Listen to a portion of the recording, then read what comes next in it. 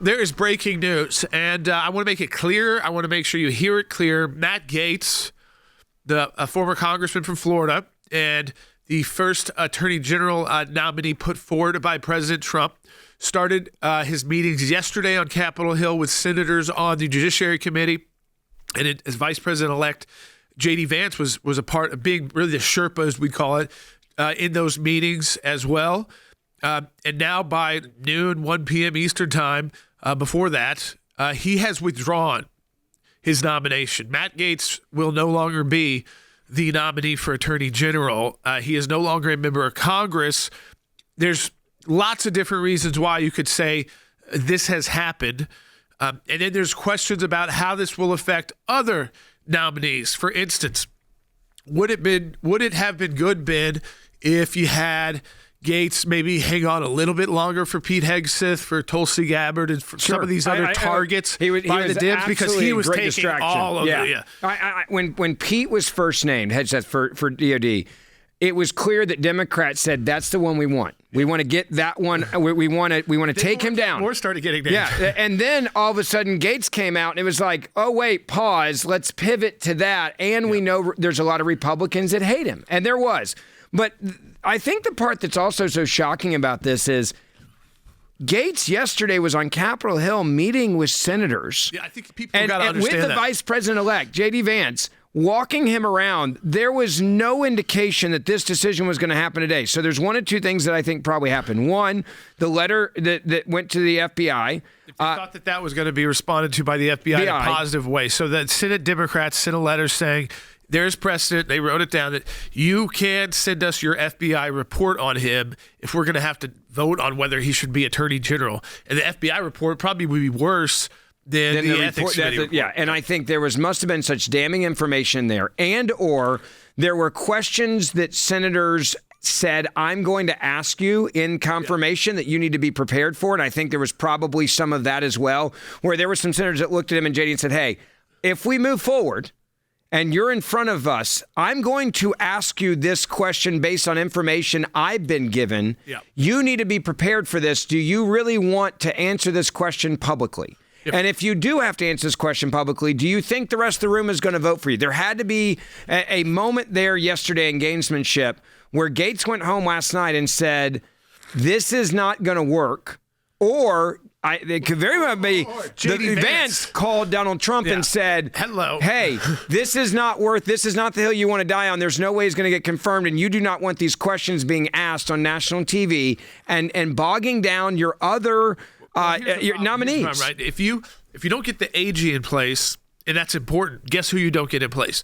Your deputy AGs, yep. Your head of the criminal department, your head of your civil division, your head of the civil rights division. Bingo. I mean, those are the divisions that oversee the prosecutors. Your deputy, your principal deputy, which right now that nominee is Todd Blanche, who was one of the attorneys during President Trump's some of these criminal cases. I don't think this affects his nomination at all. He would be overseeing the U.S. attorneys, but they're not going to move to his nomination until the attorney general is chosen, right? And so they go through the nomination. So, I mean, there's a whole list of people who it could be. I don't even think we're at that point yet. Now, President Trump could act very quickly because he may have, listen, this is someone who games things out and is usually steps ahead of the media. So he may have someone to put out there right away or by tomorrow or by even this afternoon.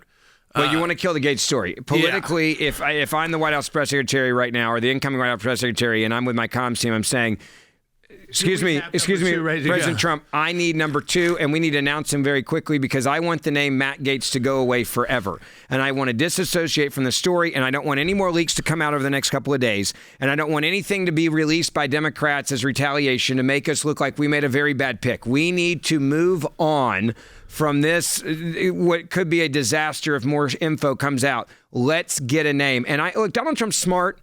Donald Trump knows what the media does. I would be shocked if he waits that long.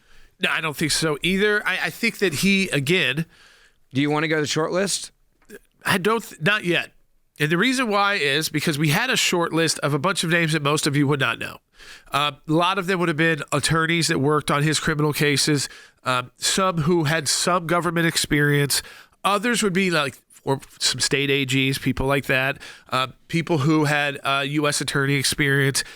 there's a vast group to choose from. Now, the issue for President Trump is you want to choose someone who is going to be, and this might sound weird to our audience, but it's what I say all the time, is you want to choose your Eric Holder. Yeah. Who is going to be an AG that is both respected, even if the Republicans don't love him, and there's really, you can hold him in contempt, which they tried to do, but you know that's not going to go anywhere, but he's going to block for you. He can block and tackle. That doesn't mean he's going to violate the rules and somehow violate his duties as Attorney General and not investigate what are real issues if their real issues arise. But they block and tackle, and I think that's been an issue. I told you, Ben. I mean, the department that caused all of the trouble for President Trump was the Department of Justice. Because remember, the Attorney General oversees, and the DOJ oversees the FBI. They oversee Jim Comey. And so Jim Comey going right into the White House and saying, I met with Mike Flynn, no one stopped us, and we got the investigation going. All of that crossfire hurricane started within 2 days of Trump's inauguration. 2 days. So you better get people in right away, quickly. And you better clean house right away. Yep. By the way, Gaetz has come out with a statement. Yeah, what's he saying? He said on Twitter, I had excellent meetings with senators yesterday. I appreciate their thoughtful feedback. Translation, they said this isn't going to work. And the incredible support of so many. While the momentum was strong, it is clear that my confirmation was unfairly becoming a distraction to the critical work of the Trump-Vance transition. There is no time to waste on a needless... and he goes on to say, Washington scuffle, yada, yada. Translation here, he's saying there were senators yesterday, Republicans, that I met with that looked at probably J.D. Vance, who I think you would say is the adult in the room, and said, what are you guys doing? This is not going to work. And I bet you J.D. Vance called Trump and said, this is not going to work. My colleagues in the Senate, remember, he knows these guys. He's a senator. Yes, and J.D. Vance is going to have those texts and phone calls from guys going, what are you doing? This is not going to work. Yeah. Don't put me in a position where I have to go against the president here. Right. And I think one statement that he said is true. Trump's DOJ must be in place and ready on day one. Yes. And that is absolutely correct, because if it's not, they will go in again. And you already think Ukraine is a distraction and landmines are a distraction and ICBMs are a distraction. Wait until the bureaucracy and the deep state, which is still there. Now, some of their leaders aren't, but they're still there, chomping at the bit to get at President Trump. They thought this was their way, because they thought Matt Gaetz is going to take, if they really stick with him, this is going to take weeks and weeks if they ever could get this guy confirmed, or they're just going to spend weeks and weeks, then he won't get confirmed, and then you got to put someone up again, and that slows down all the deputy, all those other positions I said that are like FBI direct, all of them that are so important. Well, go back to Trump's comment. He said taking down the deep state isn't just a priority, it's everything. And if you're going to do that, then you cannot have this fight. Attorney General who can't get in place fairly quickly. Does that mean that anybody he nominates is not going to get nasty questions from Democrats? No. But this was going to require uncomfortable questions from Republicans, a lot of Republicans who are very close with President Trump and supportive of President Trump. But we're going to be pushed into having to try and ask a question to somehow justify a vote or justify not providing this information. Now, it is interesting. People are asking, because he was reelected in Florida, could he still be sworn in? The answer I was told is once you resign. I think once you resign, you're out. Yeah, I think you are out. I mean, he resigned. He straight up resigned from Congress. Yeah, I mean, he doesn't have a place to stay anymore in his office in D.C. Yeah, I think again we could try to. I know people are asking that. Matt Gaetz didn't indicate that at all. No, I think Matt Gaetz is going away. Yeah.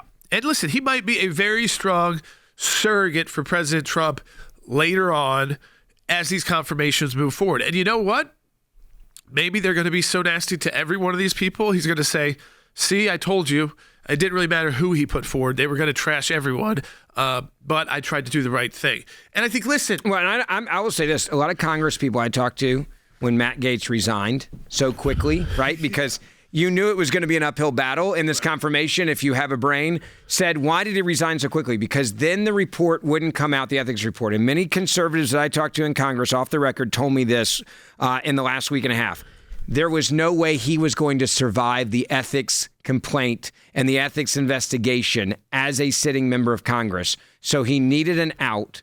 This was his out. And now Donald Trump's got to move on. Yeah, Donald Trump moves on, and there's still a Senate seat to fill in Florida. Now, Laura Trump's talked about it. Is that a move where DeSantis can then make good with Trump, and so that kind 100%. of that partnership and friendship can be reunited once again? I think absolutely. We will see. We now know that this was coordinated because Donald Trump's got a statement on Truth Social. I'll let you take that one. Yeah, Trump says on Truth Social, I greatly appreciate the recent efforts of Matt Gaetz in seeking approval to be the Attorney General. He was doing very well, but at the same time, did not want to be a distraction for the administration, for which he has much respect. Matt has a wonderful future, and I look forward to watching all of the great things he will do. So I think it's pretty clear Matt Gaetz' career for the time being is over, full stop, and it's not going to be in this administration or in Congress. And it is clear, I think, also from that statement from Trump, we're moving on very quickly. And I bet you the short list is maybe 2 or 3 names, and he may already know exactly who he's going to replace him with. Yeah, I mean, President Trump will know if he's got the name, if he's 100% on who's next, or if it's within 2 people he wants to talk to. You don't want this story hanging out much longer because it's still, it kind of looks like when you read that statement that, listen, we put him forward. The grassroots loved him. He tried. There's no way it was going to happen. Let's get this distraction out of the way, and we're going to move on because we got bigger and more serious things, and he understood that well. So it gives him like a more honorable way to bow out. So it opens up a lot of questions. We can't get to them all today, but I think by tomorrow, if I'm Donald Trump, you don't want Matt Gaetz to be the headline. Well, it'll be some headlines, but you know what? By tomorrow evening, you don't want the Sunday morning talk shows to be Gaetz. Right. I mean, tomorrow's news is going to have it on there, but by the afternoon, if you've got someone else out, the attention moves to them. So the question is, how fast do they move? I mean, is it by this afternoon? I don't put that past President Trump to already be ready for this. This was our TV. I mean, they decided to put this out at exactly 1 o'clock Eastern time so that it would take the afternoon news, and maybe if by evening they've got someone else to announce, the evening shows, the primetime shows, He's been replaced aren't even talking about it anymore.